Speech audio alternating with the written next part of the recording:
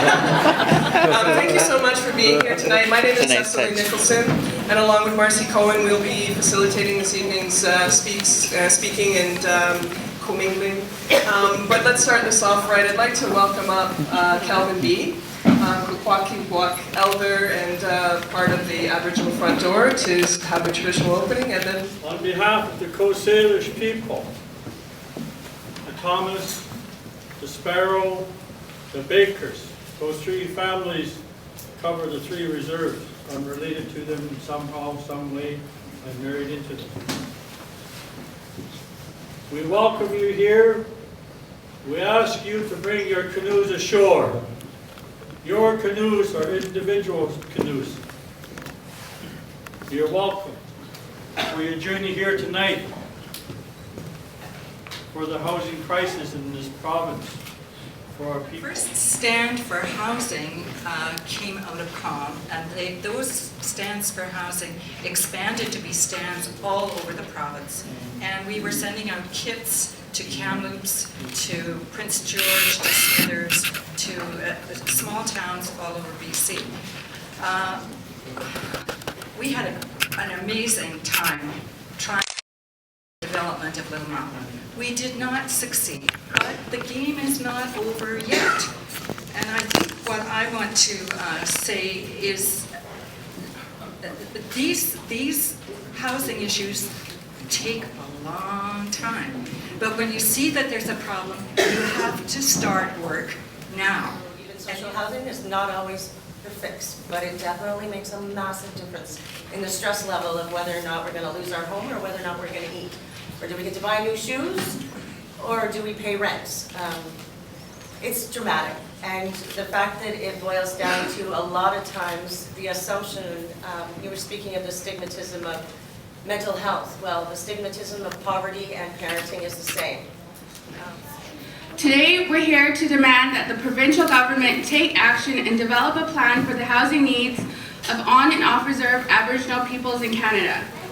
Canada, but particularly the provincial government, need to wake up and do the body count. Homelessness is a critical issue for Aboriginal people in both rural and urban settings.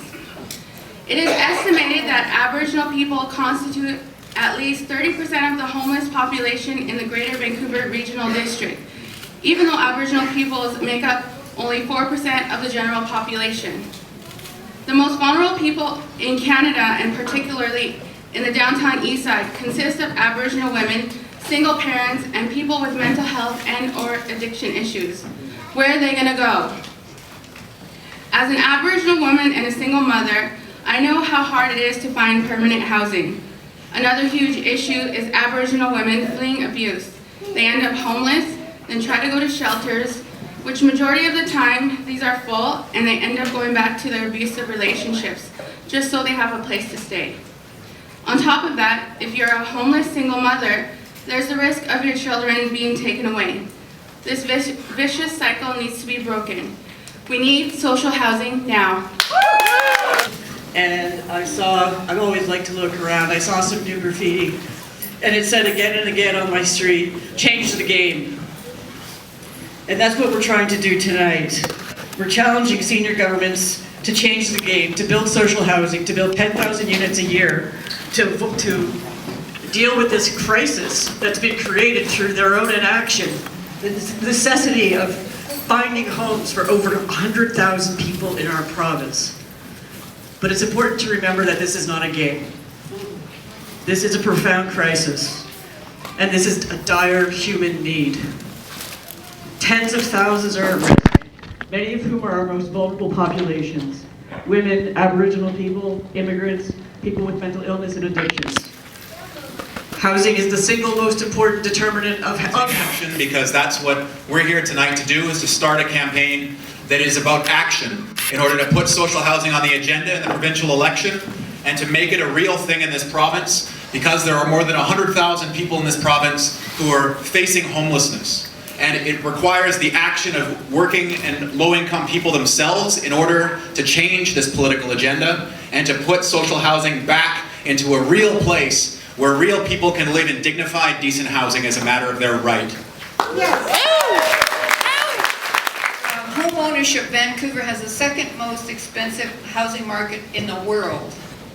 Right? So the place that has the most expensive housing market is Hong Kong. And guess what they have? 50% social housing. Vancouver also has the most expensive rental market in Canada. An average one-bedroom apartment is $965. We have 10,000 homeless people. Being homeless is not good for your health. 57 of these people died in Vancouver between 2007 and 2010. And homeless people have to use a lot of services. So all the studies show that, of course, it's cheaper to end homelessness than maintain it. There's 40,000 hidden homeless people. It's extremely stressful to live in a car, have to live on a couch in somebody's house, this kind of thing. There are 60,000 at risk of homelessness. We need 2,700 new units a year of low-income housing just to deal with population growth. We have 40,000 co-op and nonprofit units whose operating agreements are expiring, and those units are at risk for low-income people. And we're losing all kinds of SROs, and there's an uncounted number of apartments that are lost to higher rents from gentrification and renovations.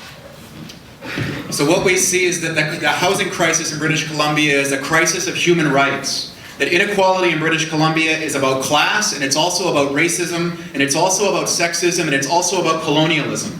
The people who are most at risk of homelessness are the ones who are most oppressed and have the least access to practicing their rights. It's not acceptable that there are over 100,000 people in this province facing homelessness. And it's not acceptable that there are over 6,000 people in the downtown Eastside alone living in tiny SRO hotel rooms or on the street. And the only way to change this is with a real social housing program now. As a single mother who is living on disability, I'm low income, I've had to live through this and repeated maintenance requests that were repeatedly denied. Most people choose to move out. I choose to fight it, like my fellow Acorn members and a lot of you people here.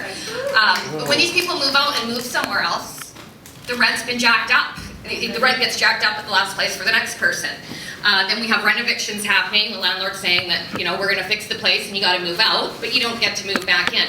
So what we need is RTA reform from the provincial government so that there are no loopholes for the landlords to be able to pull these things. We need rent freeze.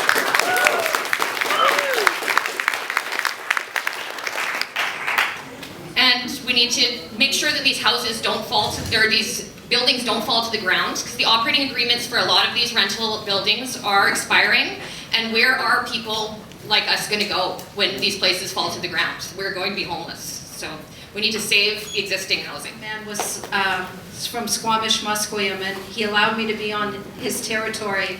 And that really, really means a lot to have a place where you can call home and a place where you can be and not get pushed on from one place to the next. Because the perspective I want to speak on is the call to end homelessness and how important that is, and how important it is that all three levels of government work together, the municipal, the provincial, and the federal, because we need a housing strategy right across the nation, right across the province. Some people say that the shelters are a solution to homelessness, but really social housing is, because the shelters are very stressful to live in. I don't know, for those of you who have ever been in a shelter, they're constantly on you, find a place, and you know, they're riding your case, and you have to have a review meeting every 3 days, and it's very, very stressful. And you're dealing with other people who are also under a lot of stress, and your things may go missing, and you don't have the proper ID that you need, so all those things add costs. And if you look at housing me in a jail, because I've been in a jail too when I was homeless in Calgary, for loitering and jaywalking and for obstructing a police officer. I spent 2 months in a jail, in a psychiatric jail, and I know that's Harper's solution, is throw everybody in jail and build jails, but it would be much more productive if he built social housing for people.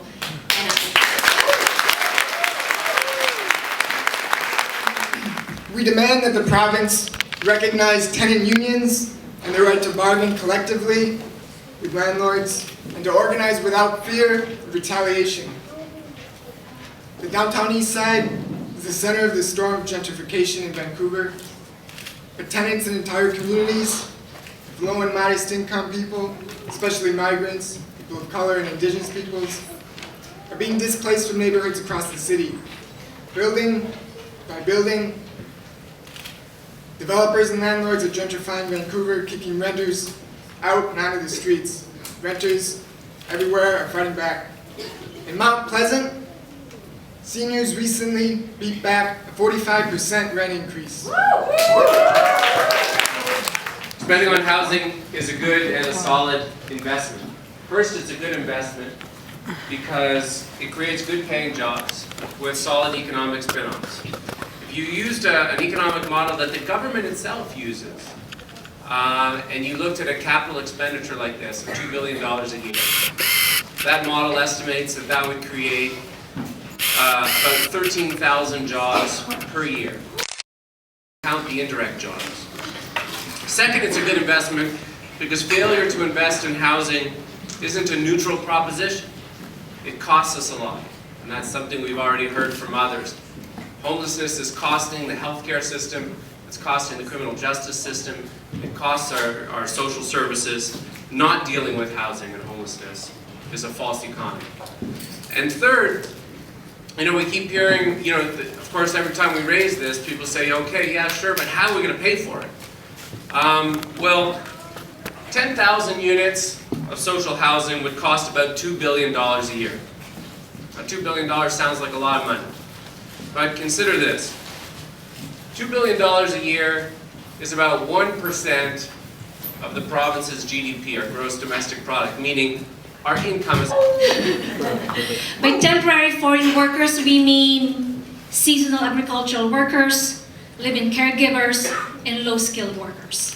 These are your temporary foreign workers. The housing issues faced by migrant workers must be seen through a human rights lens. And what is the human rights framework for housing? We believe that this framework rests on the points that migrant rights are human rights. That temporary foreign workers must be seen as individuals with dignity. We also believe that there are standards in housing that must be met. And when these standards are not met, and when these standards are violated, then there must be mechanisms to resolve these. The temporary foreign workers program are in opposition to these rights. The live-in caregiver program forces live-in caregivers to give up their human rights by requiring them to live with their employers. Workers participating in the seasonal agricultural workers program have been subject to notoriously deplorable housing conditions. Rights, but very fewer rights, limited access to services, and generally no access to settlement services.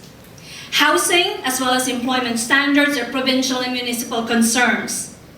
We call on the provincial government and the municipal government to ensure adequate housing and living conditions, as well as to enforce Employment Standards Act and WorkSafe BC regulations through more frequent and unannounced inspections of work sites. It is important that our main recommendations we also see echoed in the fifth demand of the Housing Coalition, which is extend housing rights to temporary migrant workers by granting them permanent legal status. This has been the long-standing call of Migranti BC and other migrant organizations for landed status, for live-in caregivers, and for temporary foreign workers.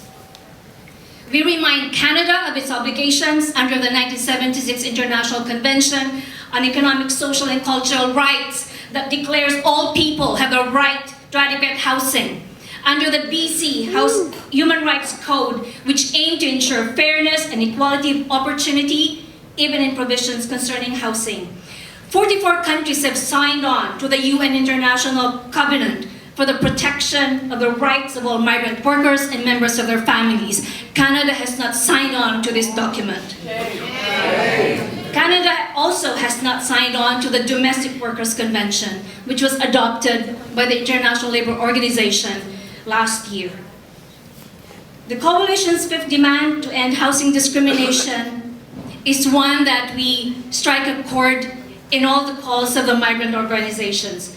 Migranti BC stand with the Housing Coalition. We join our voices with yours. We will march along with you to end housing discrimination. And I was thinking when Ivan was saying we should have a chant. This is a variation of your chant, if you allow me. Yeah. What do we want?